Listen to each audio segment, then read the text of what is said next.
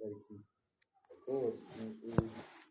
da kowane tsuntsu mai tsarki ya miƙa hadayu na ƙonawa a bisa bagade.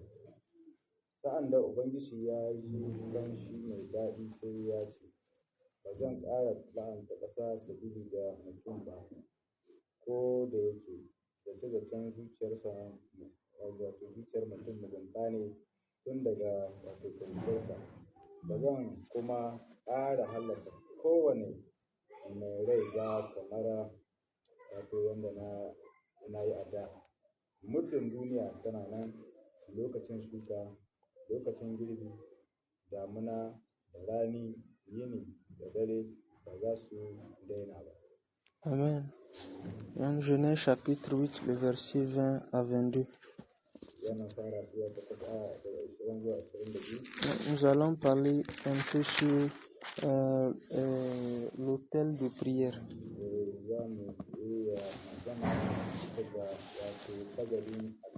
Mais nous allons lire quelques passages dans l'Ancien Testament d'abord.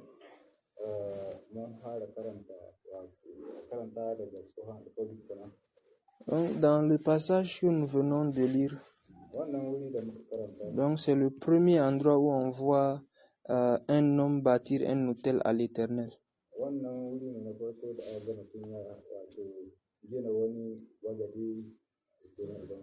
Donc, et c'est Noé qui va offrir, après être sorti de l'arche de l'Alliance, de l'arche tout court, de l'arche. Donc, il va offrir des sacrifices à Dieu. Et la Bible dit qu'il a offert des bêtes pures et des oiseaux purs.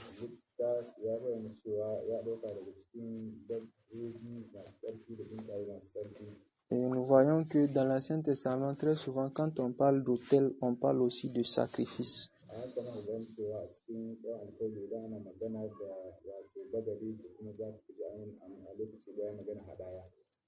Ici, les bêtes pures dont on parle, bêtes pures, oiseaux purs.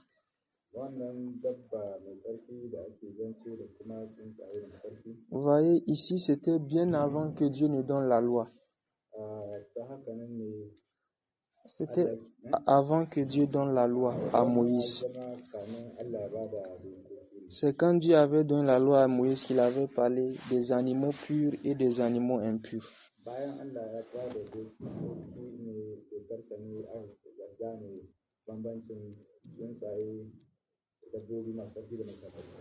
Mais ici, nous voyons que les animaux qu'il a offerts étaient des animaux purs.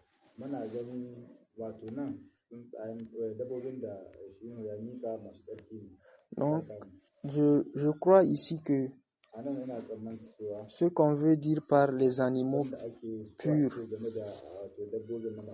ce sont les animaux qui n'avaient pas encore été complètement affectés par la chute de l'homme. Je veux expliquer.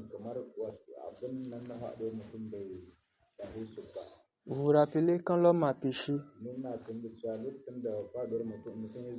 ça a commencé à affecter le reste de la création.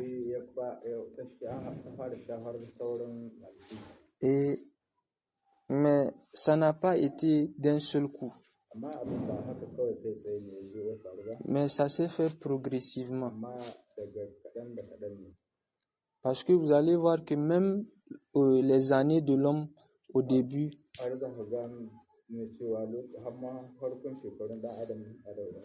les années, on a commencé à compter les années après la chute de l'homme.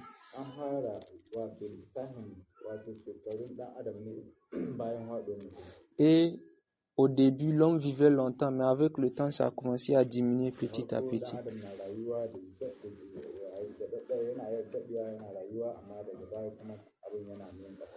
Donc, le reste de la création aussi a été affecté progressivement.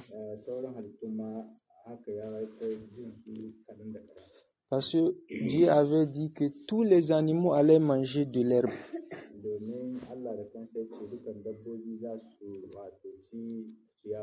Donc c'est l'herbe que tous les animaux devaient manger. kenan wannan ciyawa ce ɗayan ciyawa ce dabbobi da za su ci. Et donc, les animaux n'ont pas commencé par manger. Les animaux à l'époque ne se mangeaient pas entre eux comme aujourd'hui. Da farko dabbobi ba sa ci tsakanin. Ne se mangeaient pas entre eux. Ok, ba sa ci tsakaninsu ba sa ci. Donc, même après la chute, Bayan faɗuwa. nous avons vu que le lion, par exemple, a commencé à manger de tout ce qu'il y a comme. Commencer à manger de la viande. Kamar bari gyara kenan da farko dai ciyawa ce abincinsu kamin zunubi bayan zunubi ne da zaki ya fara ma neman nama da junan. Mais au début, comme j'ai dit, Da farko kamar na ce.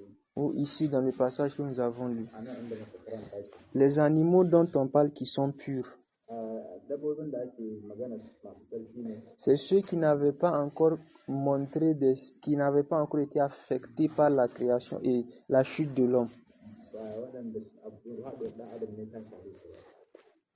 Ces animaux-là n'ont pas commencé à manger autre chose que ce que Dieu avait prévu à ce moment-là.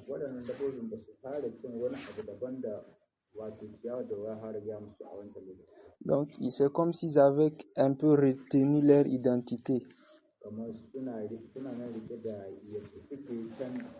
Donc, à ce moment-là. Donc, c'est ce qu'on veut dire par ces animaux-là étaient purs. Donc, c'est ces animaux-là que Noé a sacrifiés.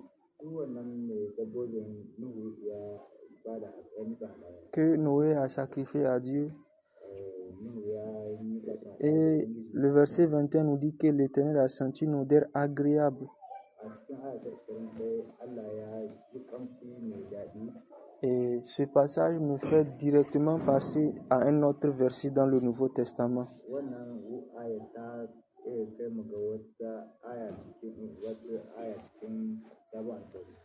Et c'est ce passage de Romains chapitre 12 où la parole de Dieu nous dit et je vous supplie par les compassions de Dieu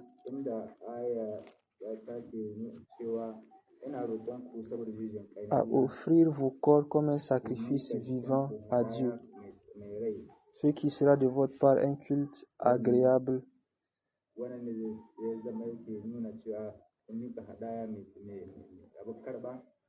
Donc, voilà, dans le Nouveau Testament, il n'y a plus de sacrifice d'animaux. Mais comme dans l'Ancien Testament, je suis en train d'aller pas à pas, je vais quelque part. Donc, nous allons lire un autre passage encore. Nous allons lire Genèse chapitre 12, le verset 6 jusqu'au verset 6 à 9. Genèse chapitre 12, 6 à 9. Genèse. Sura sha biyu aya shida zuwa tara. Zuwa tara. Aya shida zuwa tara.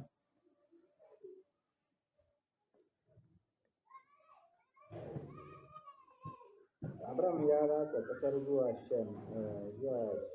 Shekem, wurin Ewak na More. A lokacin nan Kan'aniyawa suke a ƙasar. Ubangiji kuma ya bayyana ga Abraham ya ce, ga zuriyarka zan ba da wannan ƙasa. Sai ya gina bagade ga Allah, ga Ubangiji, wanda ya bayyana gare shi. Ya zakuɗa daga nan zuwa dutsen da yake gabashin Betel. Ya kafa alfarwarsa. Betel tana yamma, Ai tana gabas.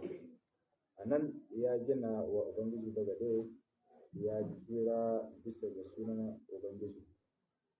Abraham ya ci gaba da tafiya zuwa ya ci gaba da tafiya ya nufi zuwa wajen Negev. Ok. Nous voyons ici Abraham, Muna gani a nan Ibrahim, comment lui aussi est en train de bâtir des hôtels à Dieu.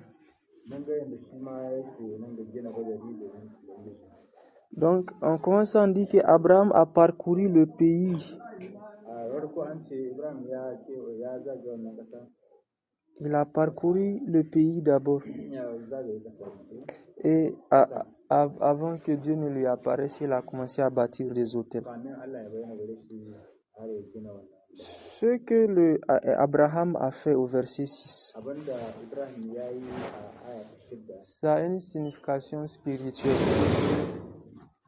wata alama ce ta ruhaniya. Parce que vous voyez, c'est comme quand tu arrives dans un endroit, Wannan ka zo ga wuri, si ce n'est pas que ça peut être par révélation, in ba kawo ko bisa ga wahayi ba ne ba, ça peut être par observation. ko kuma bisa ga wata abin da aka karba. Tu peux en observant les gens, la manière dont les gens vivent. Kana iya ka karbi ta wurin karɓar su za ka ga yadda mutane suke ya rayuwa. Haka ne. Comment?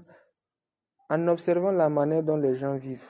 Ok, ta wurin karɓar yadda mutane ke rayuwa. Si tu regardes comment les gens vivent, comment les gens se comportent, In ka ga yadda mutane suke rayuwa suke kuma ce que les gens font, yadda mutane suke yi, tu peux savoir kana iya sanin quel genre d'esprit règne dans cet endroit. ko sanin wani ruhu yake miki a wurin, Dans cet endroit-là. cikin wannan wuri. Ou parfois, ça peut être par révélation. Zai iya kuma zama bisa ga wani wahayi. Donc, quand Abraham est venu, il a parcouru le pays, il a regardé, il a observé. Ibrahim ya zo ya kewaye ya zagaye ƙasa. Ensuite, quand Dieu lui est apparu, maintenant, il a bâti un hôtel. Yanzu lokacin da Ubangiji ya magana da shi sai ya gina shi wannan bagari. Donc, l'hôtel, en fait, c'est un endroit de perpétuel sacrifice, un endroit où on sacrifie. Wato wannan bagade wuri ne na musamman inda kake domin mika hadaya. Mais ça a aussi une signification. Kuma yana nufin har yanzu wani manufa. L'endroit où on fait le sacrifice, Na inda ake yin wuri inda ake yin sujada. c'est un endroit qu'on dédie à Dieu. Wuri ne da ake ma Allah godiya. Donc quand on bâtit un hôtel à l'endroit, on dédie l'endroit à Dieu en quelque sorte. Lokacin da ake wannan wurin ana yi ma Ubangiji godiya. Donc c'est une invitation. Wato wata gayyata ce. L'hôtel, Bagade, c'est un endroit où, parce que ce ne sont pas que, il n'y a pas que les hôtels pour Dieu. L'hôtel qu'on fait, c'est pas seulement pour Dieu.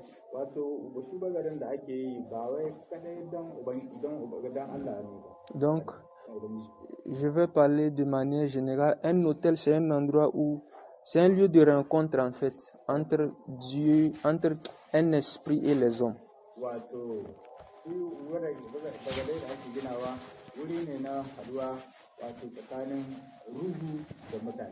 Donc c'est un endroit où les hommes et les esprits peuvent se rencontrer. Donc c'est un endroit d'invitation. Donc c'est une manière d'inviter la présence d'un esprit dans un endroit.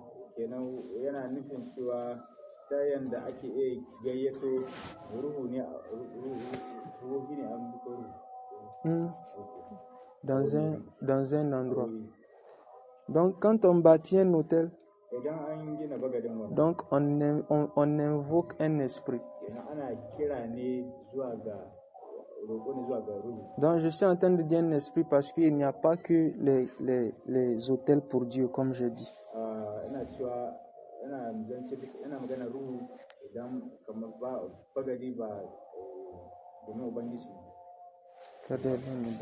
Donc maintenant, quand nous continuons à lire, c'est une histoire que nous connaissons. Abraham va partir en Égypte à cause de la famine. Shi Ibrahim zai tafi wato Masar saboda yunwa, Mais après, il va revenir encore. amma daga baya zai dawo. Et la parole de Dieu va nous dire dans Genèse chapitre 13, Magana Allah tana gaya mana cikin fara sura 13 donc au verset 4 que, aya ta hudu, 4 que Abraham est retourné là où il avait bâti un autel à Dieu précédemment. Ibrahim ya sake koma inda ya gina ma Ubangiji wannan bagadin da farko. Donc après avoir vu qu'il avait fait il s'était détourné de Dieu momentanément. Kaman a cikin lokaci daya ya juya zuwa ga Ubangiji. Donc il a compris que en partant en Égypte, il avait fait ce qu'il ne fallait pas. Kaman tafiya zuwa Masar kamar yayi abin da ba daidai. Mais maintenant, en revenant, il est retourné là où il a bâti un autel à Dieu d'abord. Il est retourné là-bas pour prier. Le dernier passage, avant que nous rentrons dans le Nouveau Testament, on peut lire ça rapidement. Genèse chapitre 28. Donc, le verset 10 à 13.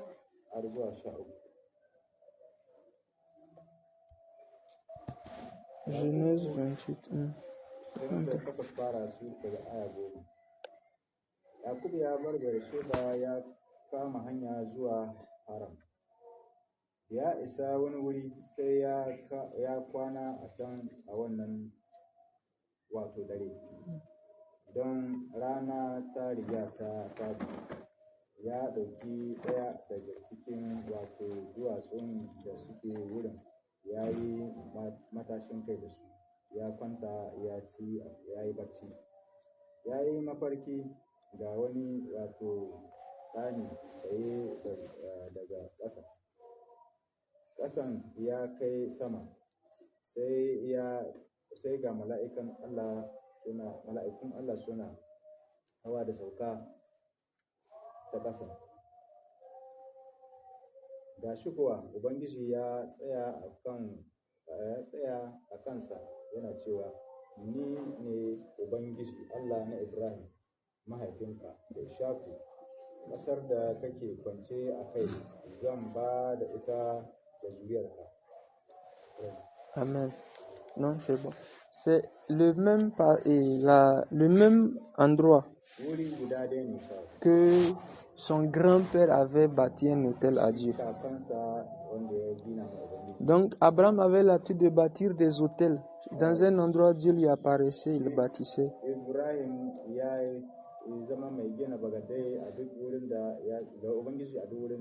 Donc des années après, maintenant, son petit-fils est en train de passer par là. Et il a dormi là. Mais l'expérience qu'il a eue nous montre que ce n'est pas un hasard s'il s'est arrêté là. Mais en réalité, c'est l'autel qui était là qui l'a attiré, il s'est arrêté là. Donc cette expérience montre comment est-ce que la prière peut quelque part influencer la vie de certaines personnes.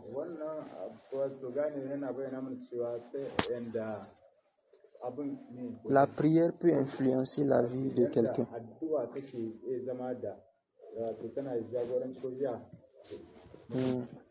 Oui, c'est ça. J'ai lu quelque part, quelqu'un a dit,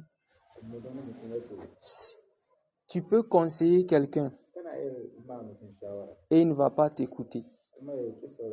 Mais tes prières ne vont pas le rater. Tu peux le conseiller, il ne va pas écouter. Mais tes prières que tu fais pour lui vont forcément le trouver. Il s'est couché là. Au début, l'endroit paraissait simple. Juste un endroit qui était simple comme ça. Mais il ne savait pas que c'était un endroit spirituel. Parce que son grand-père avait fait des années il y a. Donc, ça fait que ça a retenu la présence de Dieu là. De sorte que même sans avoir une vie de prière, malgré qu'il ne connaissait pas Dieu, juste en venant dans cet endroit, l'atmosphère dans ce lieu a commencé à l'affecter. Et il a rencontré Dieu dans cet endroit. Dans le Nouveau Testament, nous ne bâtissons plus des autels comme dans l'Ancien Testament, où il faut mettre des pierres et amener des sacrifices. Non, non, non, non. La parole de Dieu nous dit que le sacrifice que Dieu demande, nous l'avons vu, ce n'est plus les animaux, mais c'est nous-mêmes. Mais dans le Nouveau Testament, comment est-ce que nous bâtissons des autels? Comment est-ce qu'on peut bâtir un autel de prière? Une seule, pour faire simple, c'est par l'habitude. L'habitude. Je vais expliquer.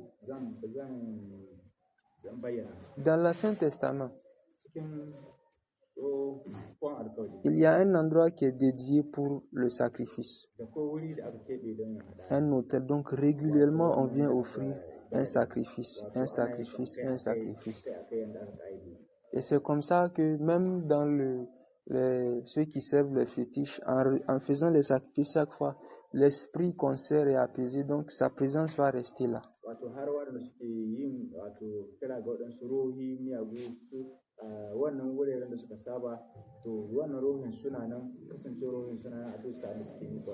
Mais dans le Nouveau Testament, la manière dont nous bâtissons un autel de prière, c'est par l'habitude, comme je dis. Si tu fais une chose régulièrement, chaque fois tu le fais, chaque fois, et il s'agit de la prière. En faisant cela, tu es en train de bâtir un autel. Et spécialement, si c'est dans un endroit spécifique, si c'est un endroit spécifiquement, vous voyez, un endroit où tu as l'habitude de venir prier régulièrement. Quand tu vas chaque fois là, régulièrement, tu es en train de bâtir un hôtel là. Un hôtel là. Vous voyez, on dit que quand quelqu'un est en train de faire, quand je parle d'habitude, souvent on rencontre dans la vie de tous les jours, il y a des personnes qui disent que la prière c'est difficile, il y a ceci, il y a cela. Mais je vais vous donner un secret. Vous savez, quand quelqu'un fait, par exemple, commet chaque fois le même péché,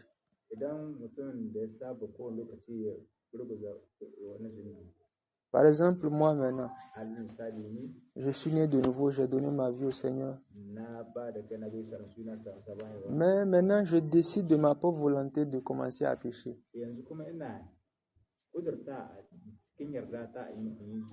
Le même péché, je répète ça.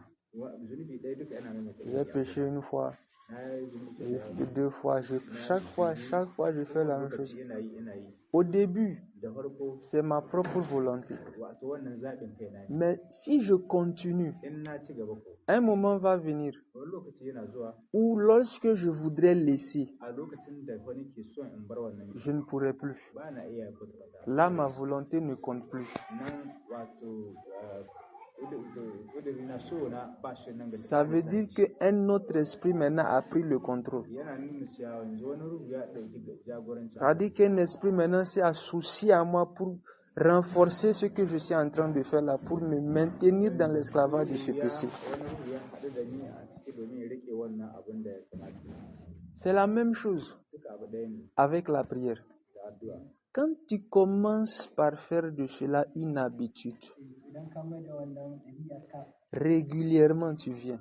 kowane lokaci kana zuwa, Un moment va venir lokaci yana zuwa où de la même manière que l'exemple que j'ai donné, sai ne irin misali wanda na bada où maintenant c'est l'Esprit de Dieu qui va prendre le contrôle, inda ubangiji ne zai ɗauka jawo où maintenant la prière va devenir comme une chose que tu ne peux plus laisser.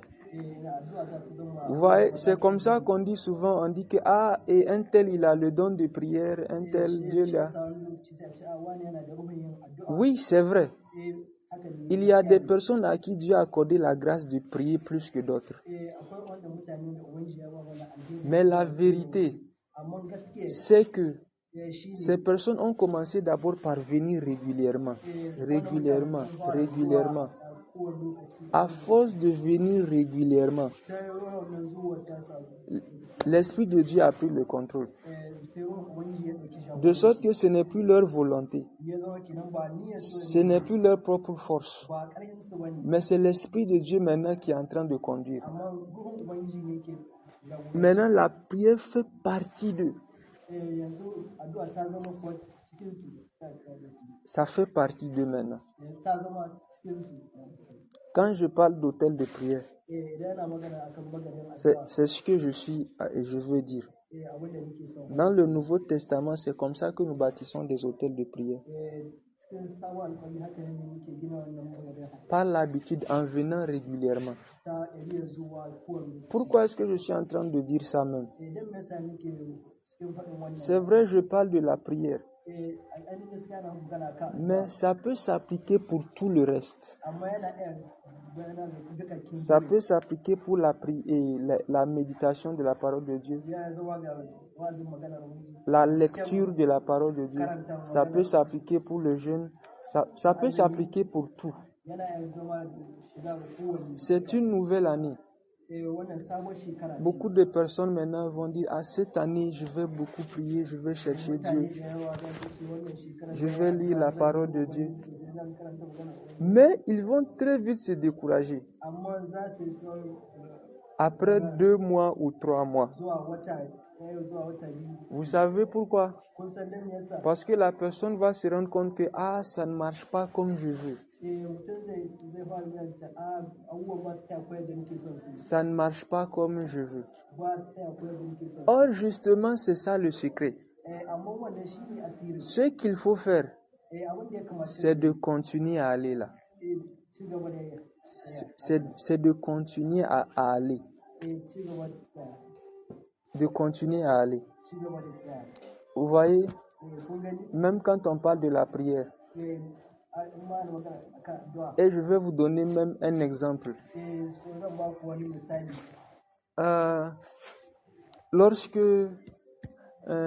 Lorsque j'étais... lokacin Non, da avant que je donne mon exemple. kafin ba da wani misali Vous vous rappelez de Pierre? kuna tuni da Bitrus Le même Pierre dans Actes chapitre 10. Bitrus wanda cikin ayyukan manzanni sura 10 Lorsqu'il était en train de prier, lokacin da yana addu'a la Bible dit qu'il est tombé en extase. ya fara cikin Non, il a une révélation, si tu veux, allons comme ça. Et Dieu lui a parlé, et puis vous connaissez l'histoire. Mais le même Pierre, vous vous rappelez qu'il y avait un temps où Jésus lui-même l'a pris pour qu'ils aillent prier, il était en train de dormir.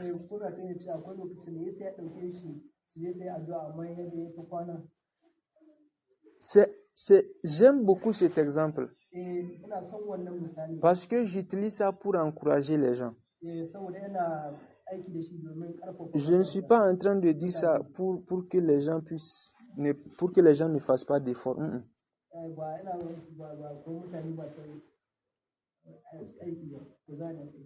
Je ne dis pas ça pour que nous ne fassions pas d'efforts, non. Mais au moins, là où Pierre est allé dormir, il a dormi dans la prière. Il a dormi dans la présence de Dieu. Vous savez pourquoi je suis en train de dire ça? Parce que c'est déjà arrivé. Même à moi. Au départ, quand on dit de venir prier, quand je veux prier, en commençant par prier, que je m'endorme. Maintenant, voici ce qui arrive. Beaucoup de personnes se découragent. Ils dorment une fois, ils n'arrivent pas à prier. C'est fini. Le lendemain, ils n'arrivent pas à prier. Ils se découragent. C'est fini. Continue à venir. Moi, au début, j'étais quelqu'un qui priait à voix haute.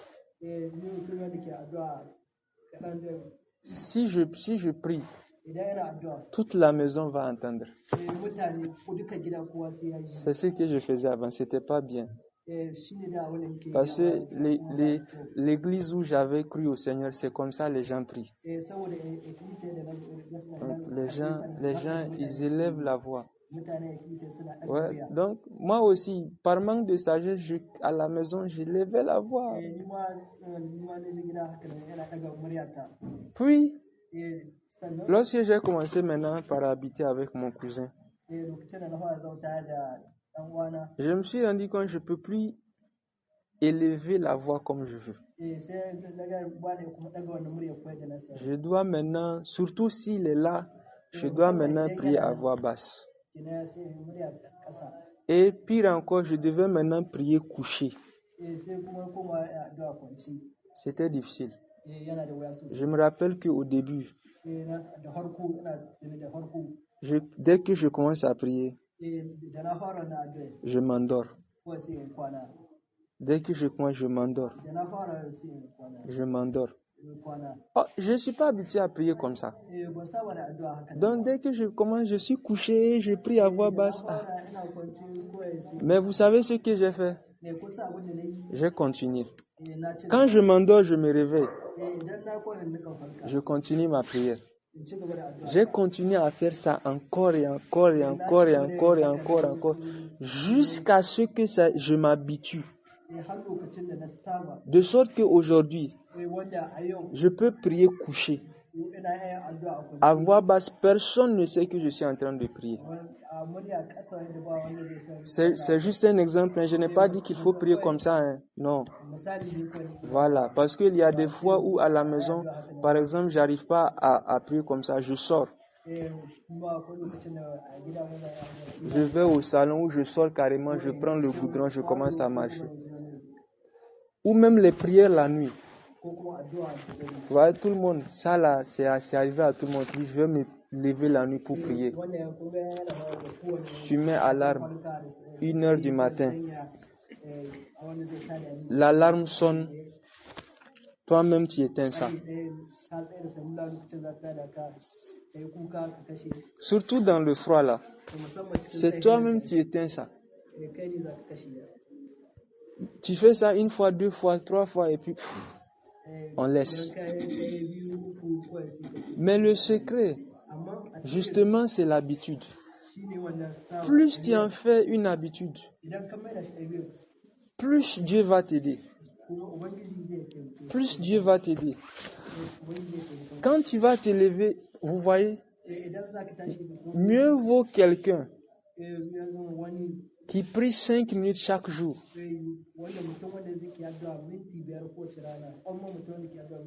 que quelqu'un qui va prier 1 fois par semaine, 2 heures de temps ou même 3 heures. Celui qui fait de cela une habitude, vous allez voir quand mon Dieu va commencer à l'aider. Lui-même, il va sentir la prière, va l'appeler. À un moment, toi-même, tu sens que ce n'est plus naturel. Tu pries. Toi-même, tu dis, c'est parce que Dieu est en train de t'aider. Parce que tu as fait de cela une habitude. Un hôtel de prière. Donc, la manière dont nous bâtissons un hôtel de prière, c'est d'en faire une habitude. Et l'hôtel est encore plus puissant lorsqu'il est fait à la même heure ou même au même endroit. Même, vous savez, il y a des gens qui ont un endroit où ils prient. Chez eux à la maison. À la maison. Vous allez voir que même si la personne est en train de lutter, des fois il suffit que la personne vienne au même endroit. Parce que c'est un endroit où la personne est habituée à prier. Dès qu'elle vient là, elle sent comme une énergie. La personne peut prier. Quand elle vient dans cet endroit-là. Le même endroit où ça peut être à la même heure.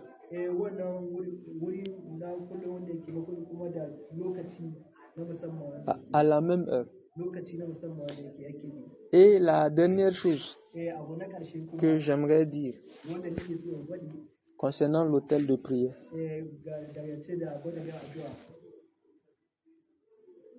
ce que nous amenons, comme je dis, c'est nous-mêmes. C'est notre volonté. Notre volonté. Donc, ce que nous offrons, ce sont des prières. Mais ce qui donne de la force à notre autel, c'est l'obéissance. C'est pourquoi la parole de Dieu dit que la prière du juste, la prière fervente du juste a une grande efficacité. Elle a une grande efficacité. Donc, pendant que cette nouvelle année commence, que ce soit pour la parole de Dieu, que ce soit pour la prière, ou pour une autre activité spirituelle, faites de cela une habitude. Il ne faut pas que ce soit des résolutions que nous allons abandonner à un moment. Mais c'est aussi une manière d'apporter un encouragement pour que ceux dont l'autel de prière est encore vivant, l'autel de prière, de ceux dont leur autel de prière est encore vivant, que ça continue encore. Continuer à aller encore. Sinon même brûler encore plus que ça. Donc l'habitude. Continuer à aller. Tous les jours, continuer à aller. Continuons à aller. Au nom de Jésus.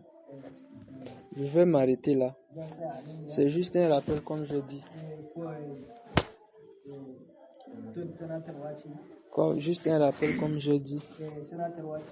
En ce qui concerne les autels de prière. Ou en ce qui concerne la prière tout simplement. L'habitude. Lorsque nous en faisons une habitude, l'Esprit de Dieu prend le contrôle